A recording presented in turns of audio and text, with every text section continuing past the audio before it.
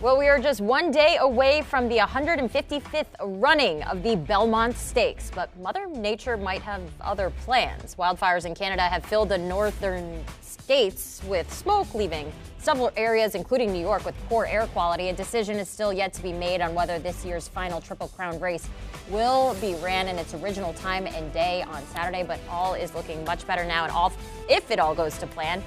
Here are the 9 horses running along with their respective post positions. Of course, I just look at the names, and my favorite, National Treasure. It's a good one. That's a good one. Because that's what we all think about here.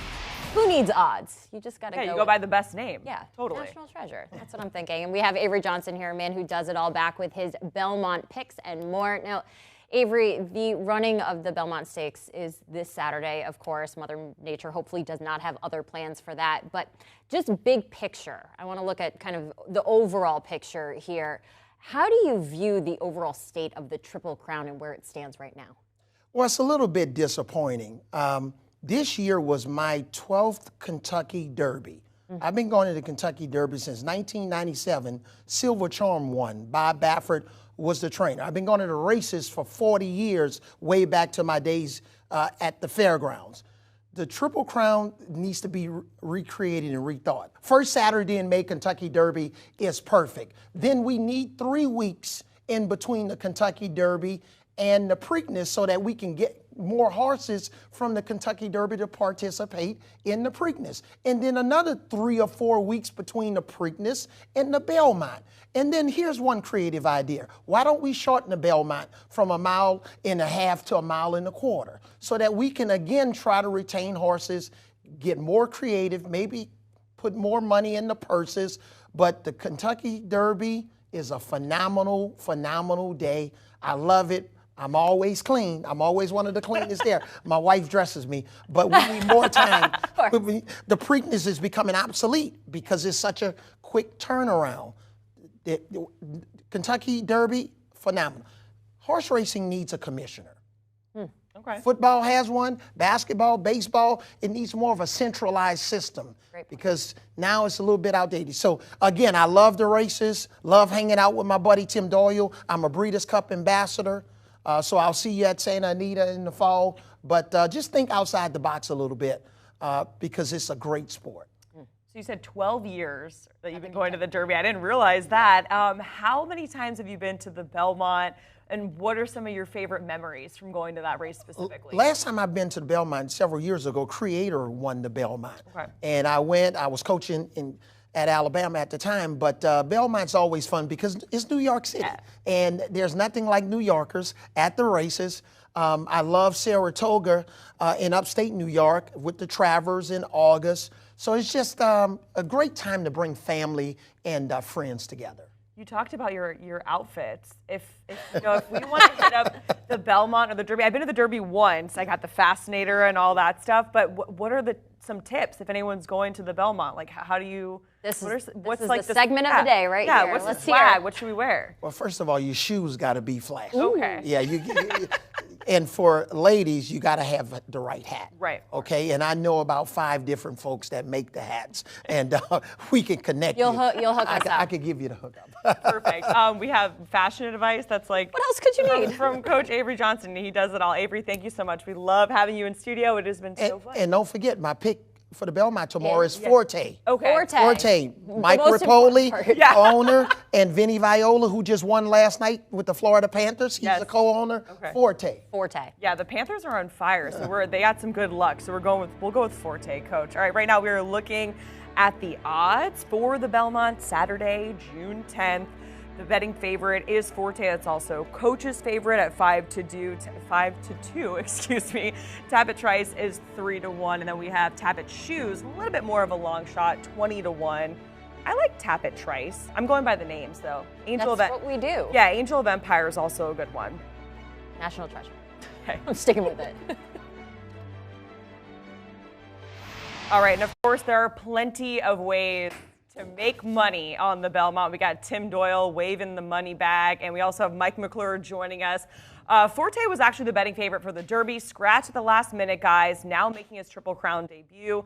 Got Tap It Trice, National Treasure. We just showed the full screen also in the field. So we want to start off. Give us your pick to win. Tim, we will start with you. Yeah, I think the Belmont's intriguing because this could set up to be a very interesting summer. See, these horses just turned 3 years old, so they're young. And now that Mage won the Preakness and we had a different winner, Mage won the Derby, we had a different winner of the Preakness. Now we could have even a different winner of the Belmont. Well, now we could have a rivalry throughout the summer of who actually is the best 3-year-old. Now, I'm going to go a little bit off the board here, and I'm going to pick Arcangelo. Now, just recently won the Peter Pan at Belmont, so feels good. You know what I mean? It's like when you go to a club the first time, you're looking around. You don't know, like, do I start dancing on the tables? Do I kind of hang out there? Here's what I like. He was a one horse, so he broke to the inside, but somehow found his way 5 wide around the turn, meaning the jockey on top of him goes, oh, I'm on the best horse. I need to get this horse out into the clear. Now, if he has the same trip in the Belmont, he's going to lose. He needs to save a little bit more ground because this is the test of champions. We're looking at a 1.5 mile race. I will say this confidently. No horse will run a 1.5 miles the rest of their career except for in this race. Now you see the trainer there. Okay, ladies' night. Jenna Antonucci is trying to become the first female to win the Belmont Stakes. Javier Castellano, does that name sound familiar? That's right, he won the Kentucky Derby on Mage, and his home base is Belmont, where he has not won the stakes. He is 0 for 14. But this horse, his father was a mutter. His mother was a mutter, okay? So if it rains there, that's even better for him. But Arcangelo loves the track. He can close, and I think you're going to need to have that stamina in the test of champions. I agree with you there, Tim. Look, it is the longest of the Triple Crown races here. You definitely need the stamina at the end. For me, it's Tap It Trice, though. I want to look at just the history and the lineage of the horse and the trainer itself. Todd Pletcher here obviously has been very, very good at Belmont, as have the sons of Tap It, who've won 4 runnings here at Belmont. I like the setup for him, though. I like the additional distance here. I like the post, honestly, number 2. I think he's going to start hot, find a way to the outside. Definitely prefers the outside track more than the inside here. I just think this is a great spot for him overall, though. When you look at the history of the trainer, you look at the distance of this race here, I think that he's a very clear favorite. Give me Tap It Trice here to win. All right, guys, typically we talk player props and wagers, but when it comes to horse racing, specifically for the Belmont, what are we looking at in terms of exotic wagers, Mike? Yeah, I love an exacta box. It's going to have to include my pick to win, obviously, Tap It Trice. Everything I love about him here, I think that they definitely win this one. But then I want to look at Forte, Avery Johnson's pick here. I think that this is someone that we have to look at very, very seriously here. I know that we saw the scratch in the Derby. Now you've got the 10-week layoff here. There's obviously questions around that. I think the talent is there. I'm a little concerned with the distance, but however, you should be encouraged because the only horse that was really beaten by in certain races was Mage, and Mage had a very strong performances here. I think that we're looking at a podium here for Forte, and then National Treasure. What can you say about here? I think that National Treasure, while the distance might be a little concerning here, I think this is a great spot again. Very, very competitive horse. That is my exacta. Yeah, National Treasure is a hard horse to figure. Either you got to use him on top, meaning he's going to win the race because he went out there and kind of walked the dog, meaning it was his fractions in the Preakness, went 113 3/4, slowed it down, and then had enough late to hold off all the rest of the horses to win the Preakness. I'm actually tossing Bob Baffert and his white hair. I got to know, Jenny and Jacqueline, does he dye his hair white? Is that even, because I just can't imagine your hair can become that white. It's like Steve Phillips, Bobby Cremins, Bob Baffert. They legit have silver hair, okay? I'm kind of using all the same picks. Tap It Trice, amazing breeding. The horses can run forever. And I love that Avery was out there and he talked about going to the fairgrounds with his dad. When you bet horses, okay, and Nikola Jokic loves the horses, not the thoroughbreds though, all right, the harness, or the guys on the back of the car like this, they got the wheels and stuff.